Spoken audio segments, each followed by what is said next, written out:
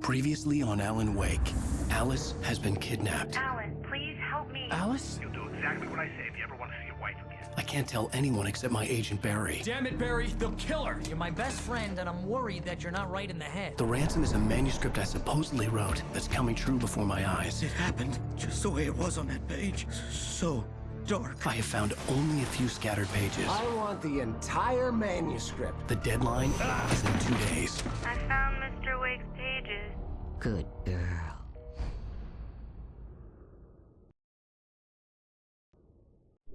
How the hell did she get her hands on the manuscript anyway? I don't know. She's resourceful. I told you you were too hard on her. Listen, I found out all sorts of interesting stuff while I was digging around. Yeah. Mr. Wake, it's Sheriff Breaker. We have an FBI agent here, Agent Nightingale. FBI?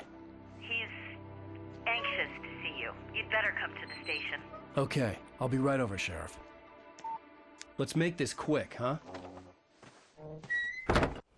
Help you folks? Name's Randolph. I'm the manager. We're looking for Rose. Works as a waitress down at the diner. Rose, sure. Nice girl. Who wants to know? I'm Alan Wake. The writer, huh? I heard on the radio you were visiting. Well, I'll show you her trailer. That Rose, she's a nice girl. Always pays her rent on time. As I was saying, Al, I found all sorts of weird stuff from the local newspaper's archives. This place is crazy.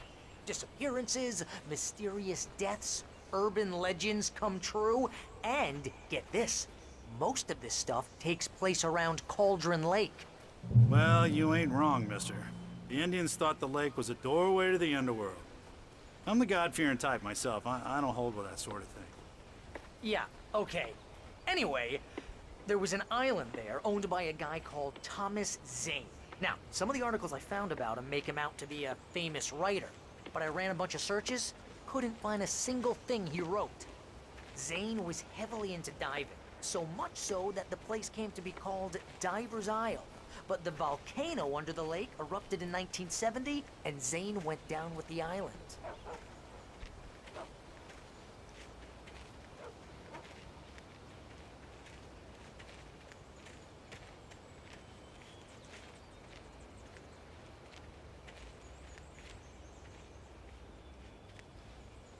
It gets better.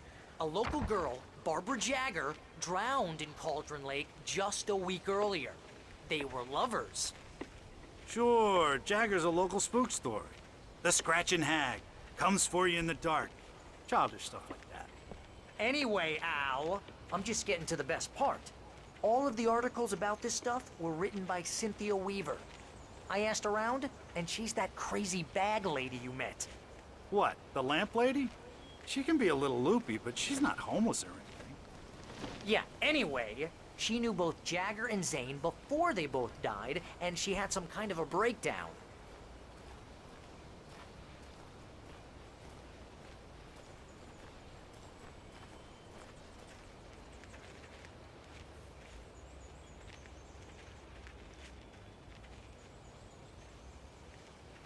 Well, mister, this here's Rose's trailer.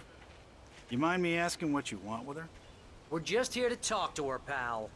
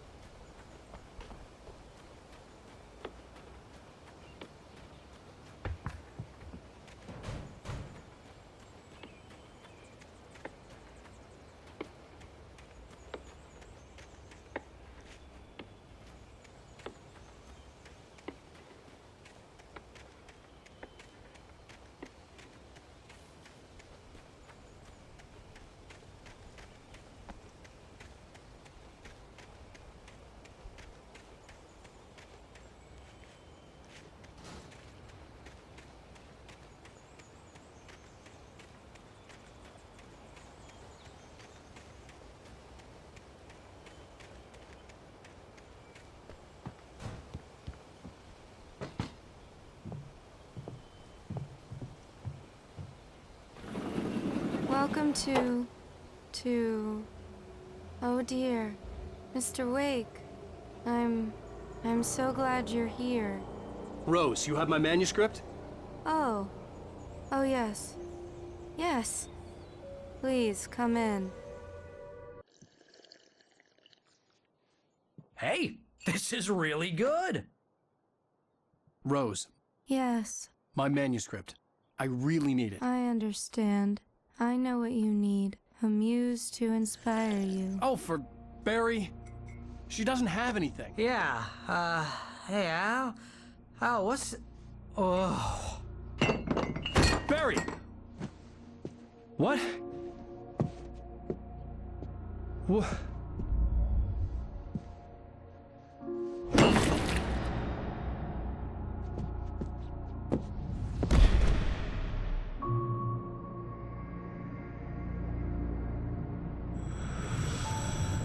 It's coming for you, hiding in my barber's skin.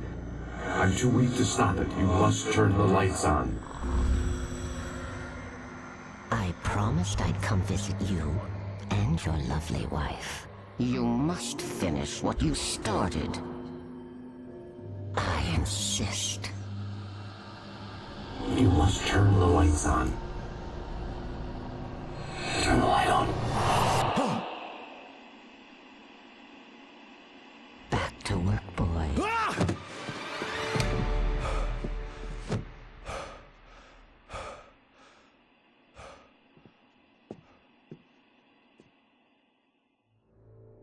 I felt nauseous, hungover. Only anger kept me going. I can't tell reality from dream anymore, but it seems I have an imaginary editor to help me. She's an old woman in a funeral dress. I call her Barbara Jagger. She's very strict. I'm writing faster and faster. My manuscript is being heavily revised. The edits are getting very aggressive, and each day there's less of me and more of her. I hate it, but I know she's right. She promises me I can save Alice this way. She knows more of this than I do.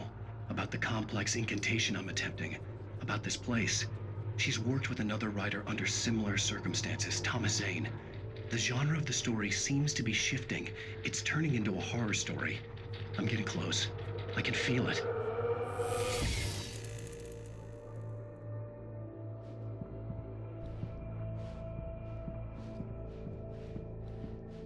Rose took a day from me. I had less than 12 hours left to meet the kidnapper.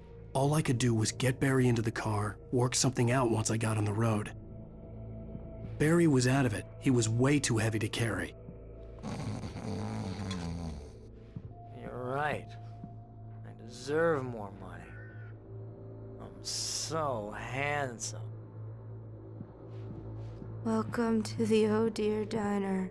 What can I get you today? Coffee? I couldn't work up much hate for Rose. Something had used her to get to me and left its mark. First refill is free. Milk and sugar on the counter there. Would you like to hear today's specials? Thank you. Have a nice day. Come back soon. My gun and flashlight were gone. I'd have to find a way to get Barry into the car as quickly as possible. There was no time to waste. Mr. Randolph liked Rose. That little smile she had. How she was still sweet when life had tried so hard to make her bitter. It wasn't any of his business what she did in her trailer.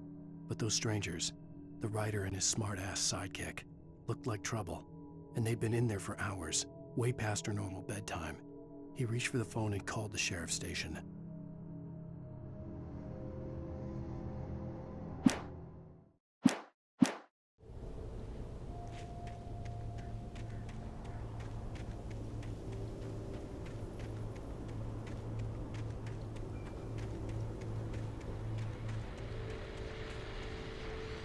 I just stepped outside to catch a breath of fresh air. Let me tell you, the weather's getting heavy. Nights like this make me especially glad I'm here talking to you and not home in bed. Once the weather takes a turn like this, I can't sleep at all. It's all tangled bed sheets and dark thoughts, punctuated by the occasional plunge into nightmare. Is it just me? Well, perhaps it is. But I hope I can make the night a little bit easier to get through. Caller, you're on KBF FM. Hey, Pat, it's Walt Snyder. What's on your mind, Walt? Well, I am the way you are, but, well, I can't sleep either, you know? I just been staring out the window here, trying to make sense of it all, but, I ain't been drinking either, you know? I just... Well, you sound like a man with a problem, Walt. Yeah, I had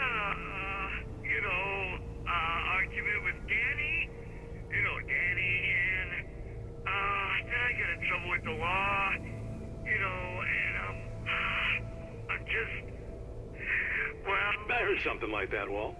Yeah, well, you know, Danny's my best friend, and, they let me on bail today, and now I'm just alone here at the window, you know, waiting, man, and there's something in the air tonight, man. I was just outside looking up at the sky above our broadcast tower thinking the same thing. What are you waiting for, Walt? I don't know. You know, something's gonna happen. You know, I think I better go. Well, Walt, maybe... No, thanks, Pat. Well, good luck to you, Walt. Hang in there. Let's take a little break, folks. This weather's really something else, huh? How can I be sure that you will walk away? Why'd you look in that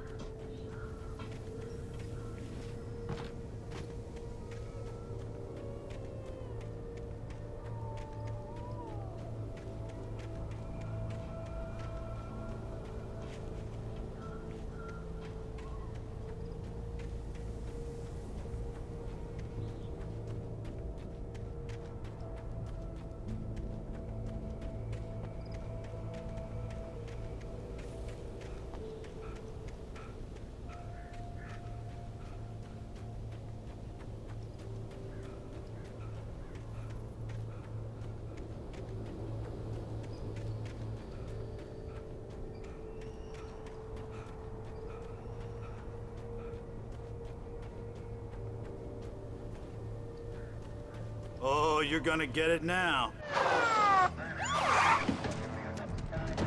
God knows what you've done to that poor girl. This is Agent Nightingale, FBI! Get him up, Hemingway! You're under arrest! You move a muscle, I'll unload right in your goddamn face! Stay right where you are, Spillane!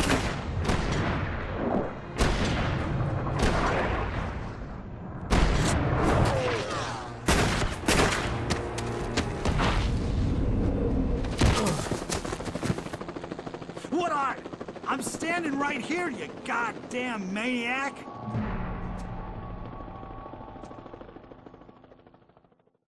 I hated to leave Barry behind, but there was no way I'd miss my appointment with the kidnapper. Give it up, Mr. Wake. Come on. Make it easy on him. Don't let him get away. Move it. I'll have you, John. Don't let him get away.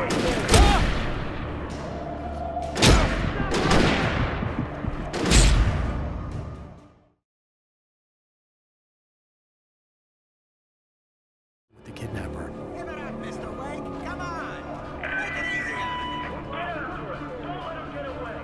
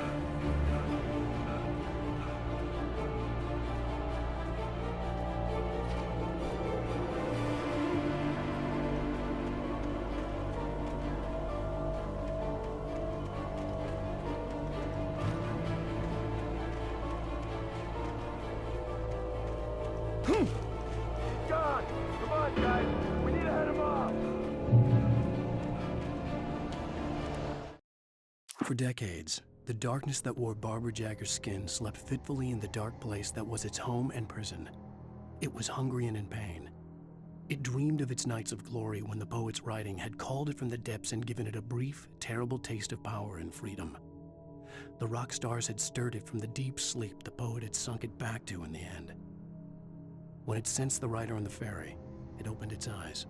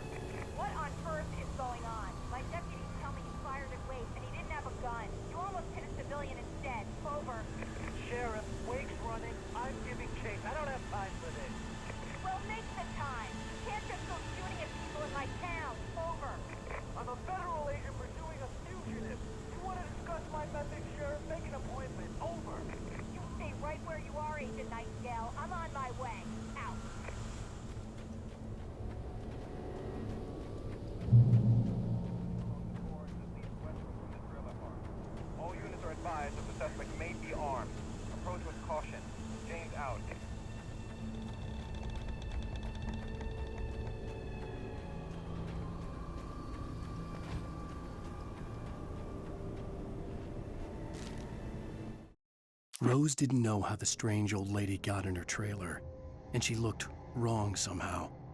The woman showed her teeth in an approximation of a smile and traced a finger down Rose's cheek. "Pretty girl," she said. Rose felt as if she was falling asleep, but her knees didn't buckle. The crone spoke in a whisper, her words ice cold and dark in Rose's ear.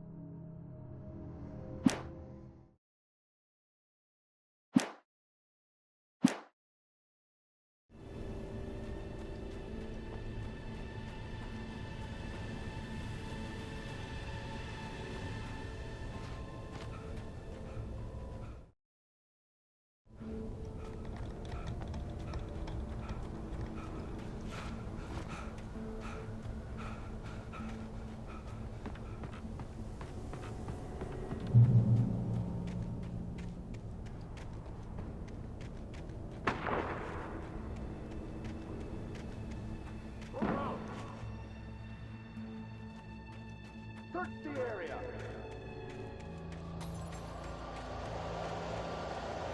Stay sharp. This way. Over here.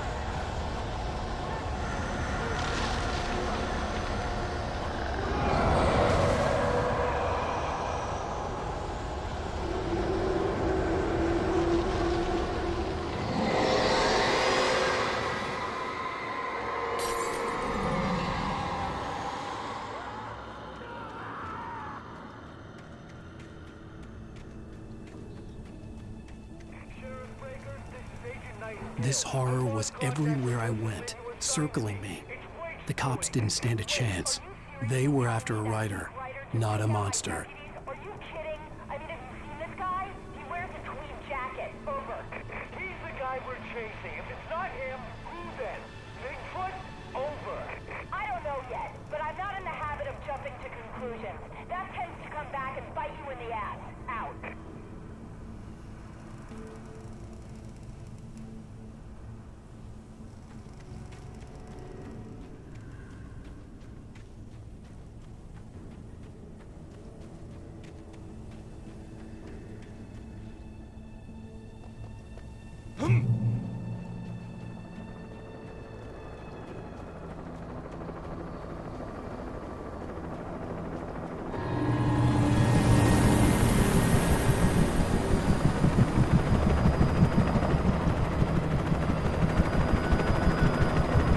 You on the ground. Hold it right there. There's nowhere to run.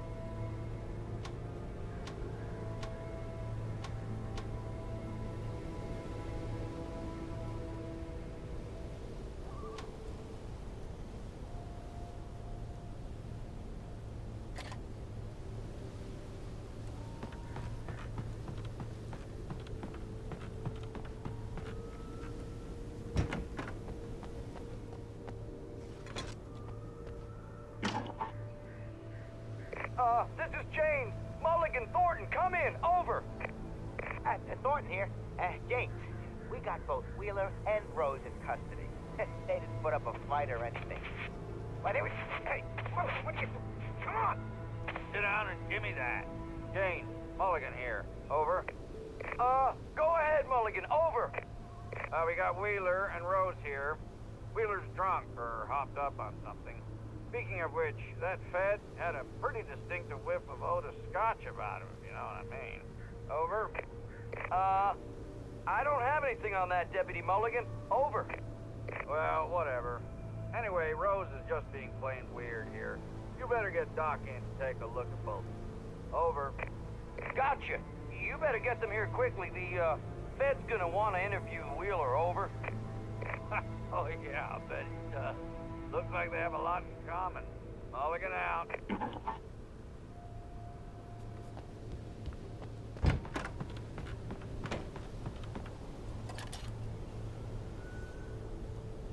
I could see the lights of the radio station in the distance.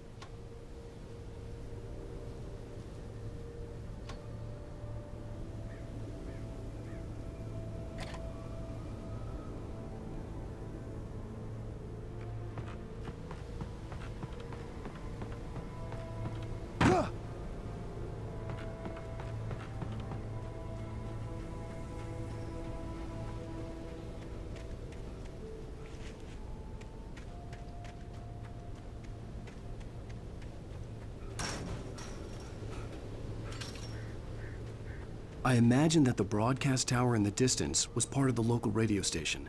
Maine seemed like a decent guy. Perhaps he could give me directions to the coal mine.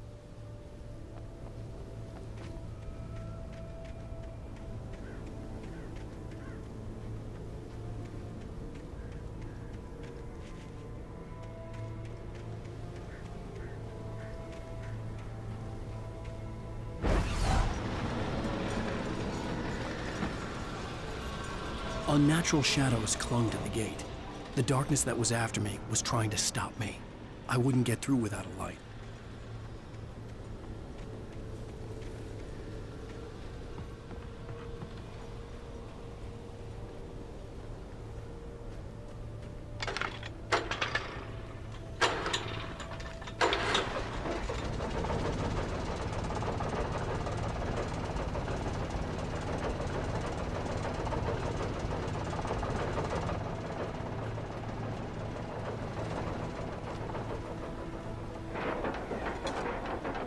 The old generator conked out.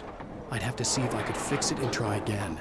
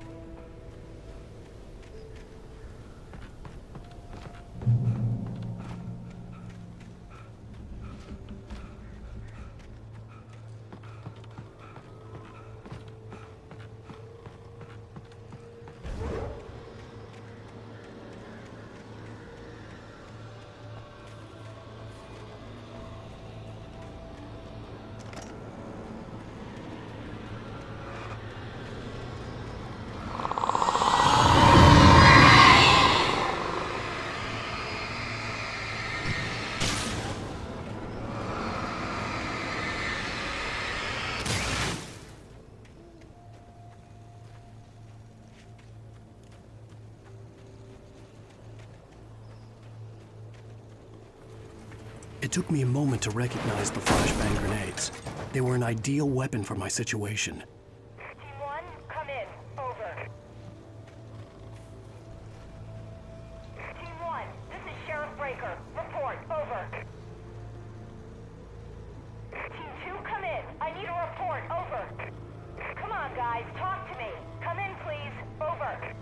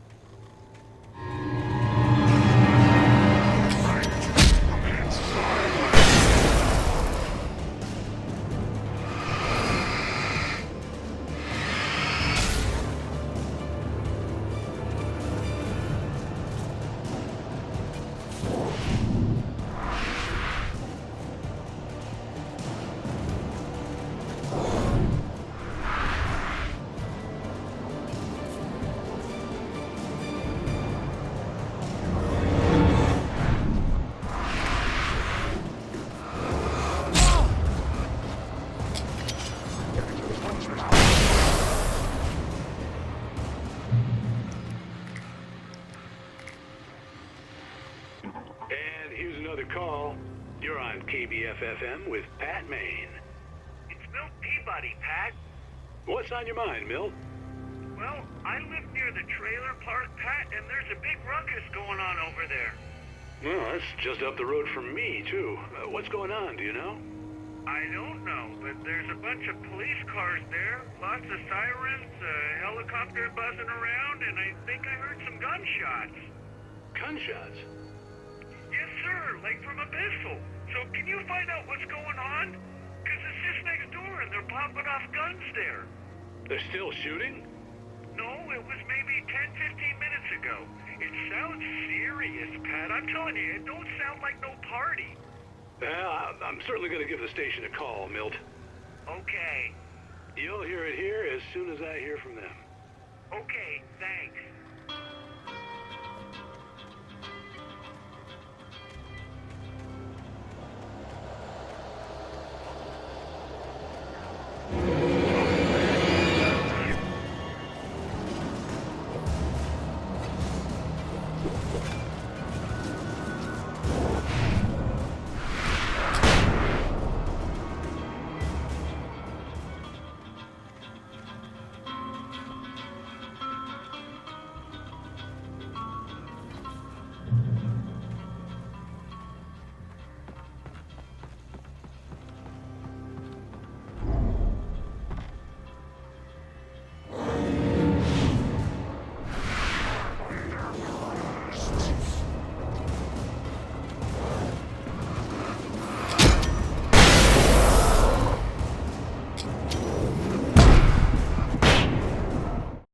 Touched by the dark presence, Rose was lost in a dreamland where everything was drawn in black and gray crayons.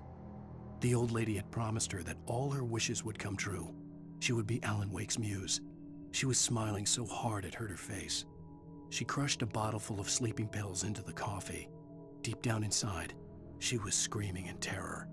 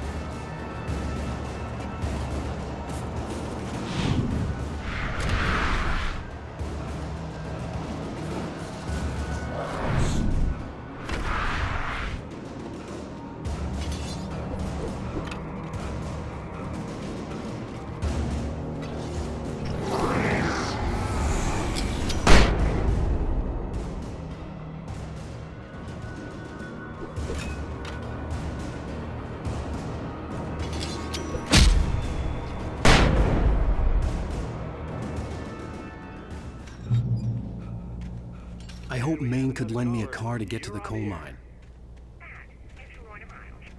Oh, hello, Lorna. What do you have for us?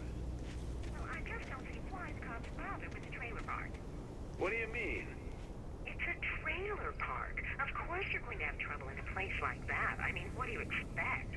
The sheriff should be helping us normal citizens instead of wasting resources on those people. Well, Let the trash sort themselves out. I'm sorry, but my granddaddy settled in Bright Falls in 1911. well, thank you very much for that compassionate viewpoint, Lorna. How can I be sure that you will walk away?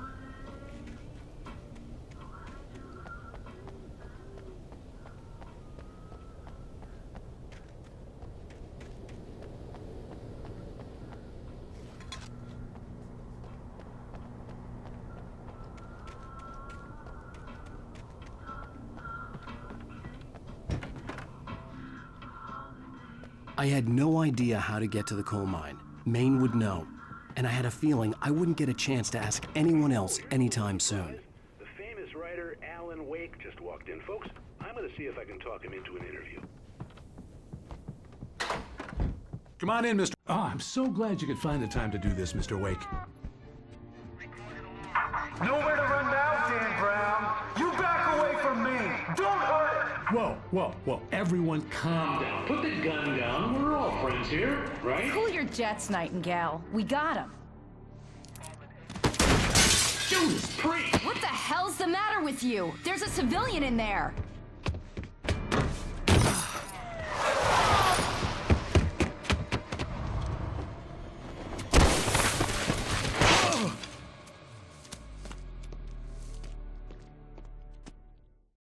I'll get you yet, even if it kills me. You hear me? You hear me, H.P. Lovecraft? I had fallen off so many cliffs it was ridiculous. That's what you get for naming a book The Sudden Stop. It was probably good I hadn't had the chance to tell Maine where I was going. I'd have to lose the cops and find my own way to the mine.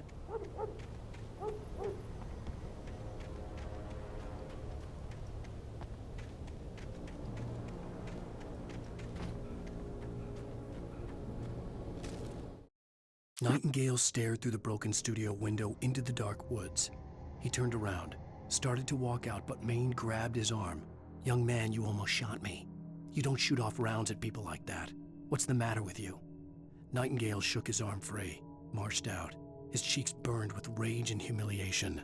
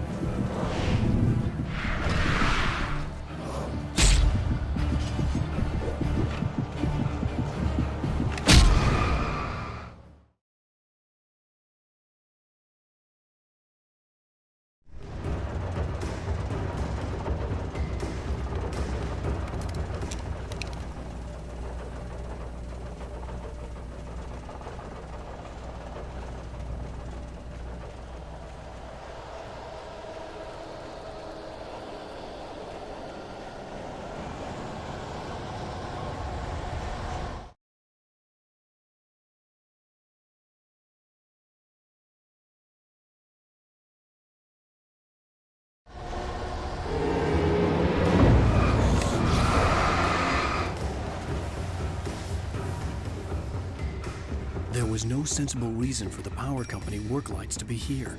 It was almost as if they'd been left for someone like me to use.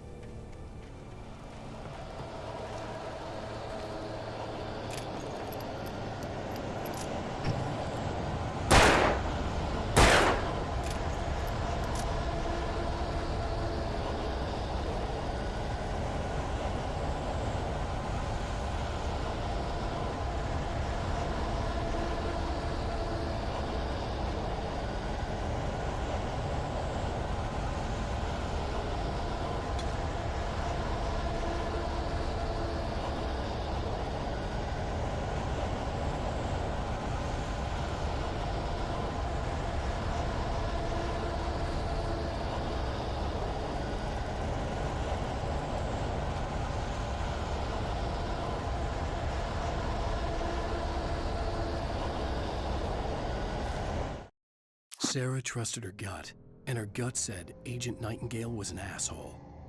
He felt wrong, and it wasn't just the smell of stale booze. It was in the way he flashed his badge, pulled rank, the look in his eyes when he wanted answers. Where was Alan Wake? What was this about an accident? Where was his wife? And most importantly, why did she let Wake go? He wouldn't answer her questions. Federal business was all he'd say.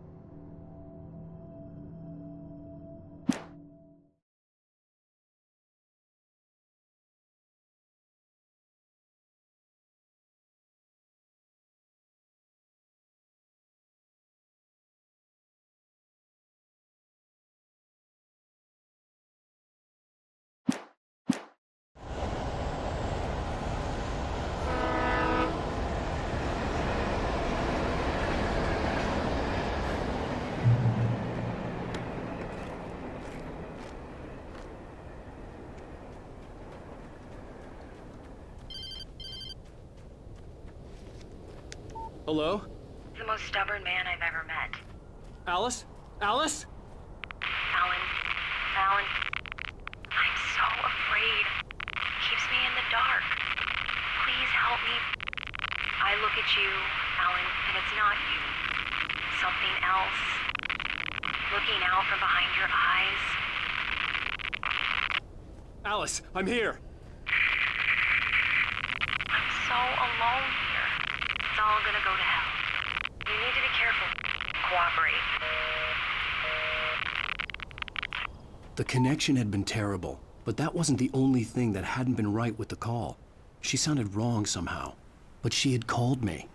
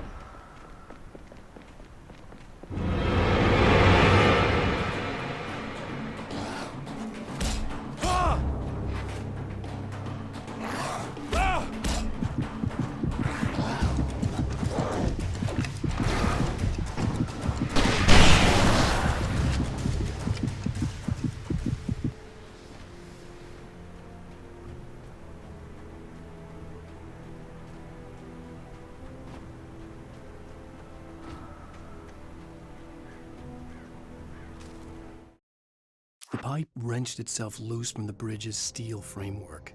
Wrapped in darkness, it floated in midair, twitching. For a moment, I didn't understand what I was looking at. The heavy object lurched at me with impossible force. I threw myself out of the way, but just barely. When I turned my flashlight on it, it shook in a dark rage before it flew at me again.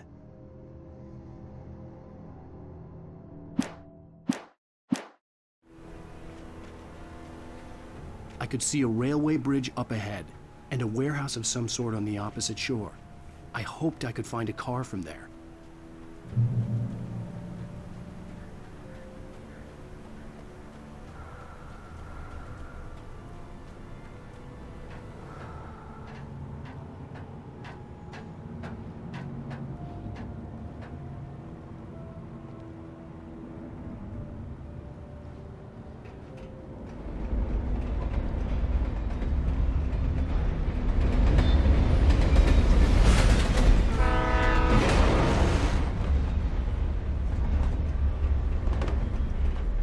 The darkness that was pursuing me was growing stronger, and it was taking